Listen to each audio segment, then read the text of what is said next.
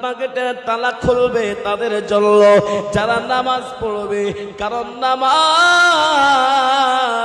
হলো আল্লাহ পাকের জান্নাতের চাবি।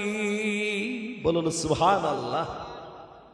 জান্নাতের চাবিকাঠির নাম কি? জোরে বলুন। নামাজ। কিন্তু অনেকজন চায়ের দোকানে বাজারে ঘাটে বসে, অনেকজন মাঠে ঘাটে বিভিন্ন জায়গায় দাঁড়িয়ে দাঁড়িয়ে বুকে হাত দিয়ে বলে, কি বলে? নামাজ পড়ে নাই তো কি হয়েছে, আমি দান করে নাই তো কি হয়েছে, আমি ভালো জায়গায় বসি নাই তো কি হয়েছে, আমার ঈমানটা বড়ই মজবুত আছে। বলে না, বলে না? পাক্কা একবারে জানতে হবে, একবারে আবু জেহেলের ছোট ভাই। এই কথা যদি কেউ বলে থাকে একেবারে আবু জেহেল, এই কথা যদি বলে তাকে তওবা করতে হবে, নাহলে বেঈমান হয়ে তার মওত হবে। কারণ ইমানদারের পরিচয় হলো নামাজে। যদি বলুন ইমানদারের পরিচয় কি? নামাজ। আজকে আমি মাওলানা, আমি আপনাদের কাছে জলসায় এসেছি। অনেক যুবক ভাইয়েরা, অনেক বাপজিরা, অনেক মা বোনরা মনে মনে ভাববে কি মৌলবি নিয়ে আসলো, নামাজের কথাকে শুরু করলো। এ বলে না, বলে না, বলবে না, বলবে না। কিন্তু আমি প্রত্যেকটা জায়গাতে নামাজের কথাটা আগে বলি, শুনুক আর না শুনুক, আর আমাকে নেক আর না নেক, কতজন লাল লাগে একদম লাইন লেগে আছে। আজকে আমি আপনাদেরকে বলি, নামাজের কথা অল্প করে বলবো। আপনাদের কলকিহারাম মসজিদ, মাশাআল্লাহ, নামাজ পড়লাম ভালো লাগলো, গল্প শুনলাম ভালো লাগলো। জুমার দিনে এই মসজিদটা পুরোপুরি ভরে যায় কি যায় না? পুরো ভরে যায়। আর অন্য দিনে এক কাতার হয় না, হাফ কাতার? জোরে বলুন। দু কাতার, দু কাতার হয়।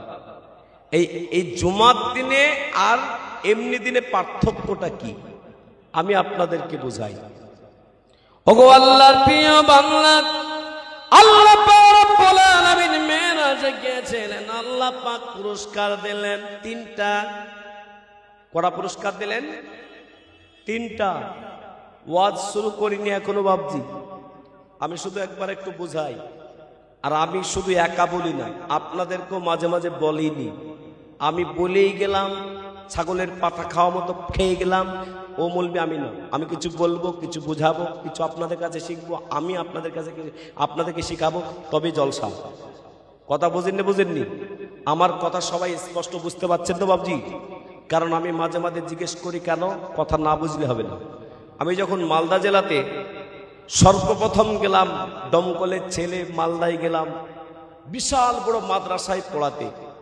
মাদ্রাসাটা কত বড়? 550 ছেলে, আর প্রধান শিক্ষকের দায়িত্বে আমি গেলাম। 550 ছেলে, 28 জন শিক্ষক এবং আপনার কর্মচারী 28 জন। সেই মাদ্রাসায় যখন প্রথম গেলাম, আর এই প্রথমে গিয়ে বললেন মাদ্রাসা একটু পরিচর্যা করতে শুরু করলাম। ফুলের গাছ মাছ লাগিয়ে, বিরাট মাদ্রাসা তো, 550 ছেলে থাকে, কম বড় মাসা। এলাকার লোক সব চালায়। এবারে ফুলের গাছ মাছ লাগানো হয়েছে, আর ওই মাদ্রাসার ভিতরে ছাগল ঢুকে গেছে। কি ঢুকে গেছে বাবা? ছাগল। তো আমি বলেছি, এই বাবা, ছাগলটাকে মেরে বাইরে খেদি দিয়ে আসো। তো এরকম করছে, আমার দিকে তাকিয়ে আছে। এই কথা বুঝছিস না? বলছে হুজুর আপনার কথা বুঝতে পারছি না। একদিকের গালি, একদিকের বলে না, একদিকের বলি আর একদিকের গালি, কথাই বলে। তো বলছে হুজুর আপনার কথাটা বুঝি নাই, তবে ইশারায় বুঝতে পেরেছি, তবে আমি বলবো। বল। যে বকরি হাঁকা। আর যখনই বলেছি বকরি হাঁকা, ছুটতে লেগেছে। তা আমি ওদেরকে আবার ডাকলাম, এই তোরা ছাগল বুঝিস না? বুঝে আমরা ছাগল বুঝি না, বকরি বুঝি। তা আপনারা ছাগল বুঝেন না বকরি বুঝেন? হ্যাঁ, ছাগল বুঝেন, বকরি বুঝেন। তাহলে আমার তো জলসা করা খুব সুবিধা। আজকে কলকিহারাতে আল্লাহর প্রিয় বান্দা 3টা পুরস্কার নবীজিকে দিলেন। সব থেকে উন্নত পুরস্কার আল্লাহর নবী দিলেন আল্লাহর সাথে 50 বার করে দেখা করার মাধ্যম, সেটা হলো নামাজ। নবীজি বড় খুশি হয়ে নবী চলে আসছে। বহুত বড় লম্বা চড়া ঘটনা, কিন্তু অনেকগুলো ঘটনা আপনাদের শোনাবো। ওই মেরাজ থেকে আল্লাহর নবী বড় আনন্দের সাথে চলে আসছেন 6 নম্বর আসমানে দেখা। আল্লাহর নবী মুহাম্মদুর রাসূলুল্লাহ সাল্লাল্লাহু আলাইহি ওয়াসাল্লামের সঙ্গে দেখা। মুসার নবী, ওগো শেষ নবী, আখিরি নবী, আপনাকে কি দিয়েছে? বলছে আমাকে যা দিয়েছে কোন নবীকে দেয়নি। বলে কি? আল্লাহর সাথে 50 বার করে দেখা করার মাধ্যম দিয়েছে। মুসা নবী বলেন, ও শেষ নবী, আখিরি নবী, আপনার উম্মতি বড় কমজোর, বারবার তারে ওযু করবে, বড় কমজোর, বারবার পেশাব করতে যাবে, বারবার পেশাব করবে, বারবার পায়খানায় যাবে, বড় কমজোর।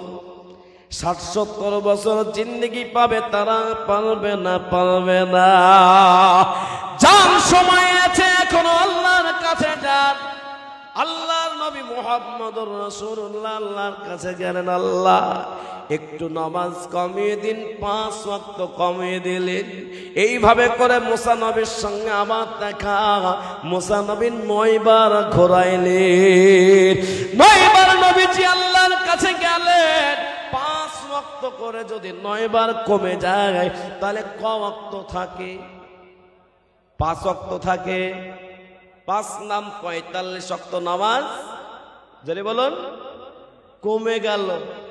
নবীজি আল্লাহর সামনে দাঁড়িয়ে দাঁড়িয়ে কাঁদতে লাগলো, গো আল্লাহ, আমার উম্মতির জন্য, আপনার বান্দা বান্দির জন্য নামাজ তো কমে গেল, সব কি কমবে না?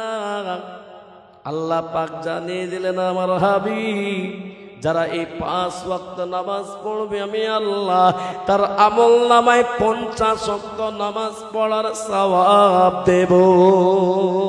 জোরে বলুন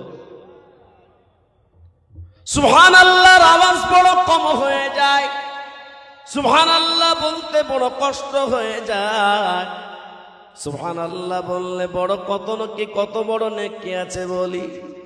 বিশ্বনবী বলেন, সুবহানাল্লাহ, আলহামদুলিল্লাহ, আল্লাহু আকবার কেউ যদি বলে 60-70 বছর জিন্দেগি পার করতে গিয়ে একবার সুবহানাল্লাহ, আলহামদুলিল্লাহ, আল্লাহু আকবার, আল্লাহ দরবারে যদি কবুল হয়ে যায়, 70 বছর ধরে বলো মানুষ বাঘা চলতে থাকবে, কিন্তু এই সুবহানাল্লাহ বলা গাছের ছায়া শেষ হবে না।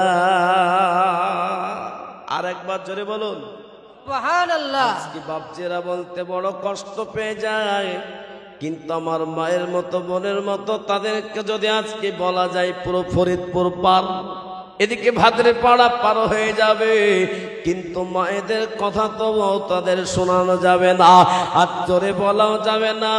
ও মায়েরা আস্তে আস্তে বলবেন, আপনারা জোরে বলুন সুবহানাল্লাহ। আজকে আমি আপনাদের সকলকে বলি, আল্লাহ পাক কেমন ফেসিলিটি দিলেন নামাজ পড়ার জন্য। মানুষ সব কাজ করতে পারে, কিন্তু নামাজ পড়লে, নামাজের কথা বললে বলে মাথায় ব্যথা, কোমরে ব্যথা, হাঁটুতে ব্যথা, ব্যথার শেষ নাই, ব্যথা আর ব্যথা। কিন্তু ডাক্তার বলে দিয়েছে যাদের সুগার হয়েছে, যাদের কোলেস্টেরল হয়েছে, যারা মোটা হয়ে যাচ্ছে, যাদের শরীরে সমস্যা আছে, ডাক্তার বলেছে প্রতিদিন 5 কিলোমিটার করে হাঁটতে হবে, তাহলে তোমার রোগ থেকে তুমি মুক্ত পাবে। ফজরের সময় উঠে উঠে কিছু মা বোন, কিছু ভাইদেরকে দেখা যাচ্ছে রাস্তাতে যাচ্ছে, করছে না জোরে বলুন।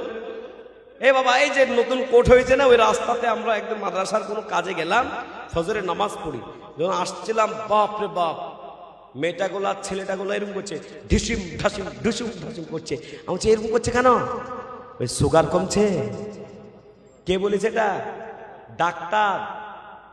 ডাক্তার বলে দিয়েছে এটা খাবার খাওয়া যাবে না, এটা করতে হবে। ডাক্তারের কথা মানুষ মানতে পারলো, ডাক্তার টানলো, কিন্তু আমার আল্লাহ পাক বলে দিলেন 5 ওয়াক্ত নামাজ পড়ো, আমার আল্লাহ পাক তোমার ভালো রাখবে। বলুন সুবহানাল্লাহ। আল্লাহ কি ফ্যাসিলিটি দিলেন? দাঁড়িয়ে দাঁড়িয়ে নামাজ পড়ো, যদি দাঁড়িয়ে দাঁড়িয়ে না পড়তে পারো বসে বসে নামাজ পড়ো, বসে যদি না পড়তে পারো শুয়ে শুয়ে নামাজ পড়ো, শুয়ে যদি না পারো ইশারা করে নামাজ পড়ো।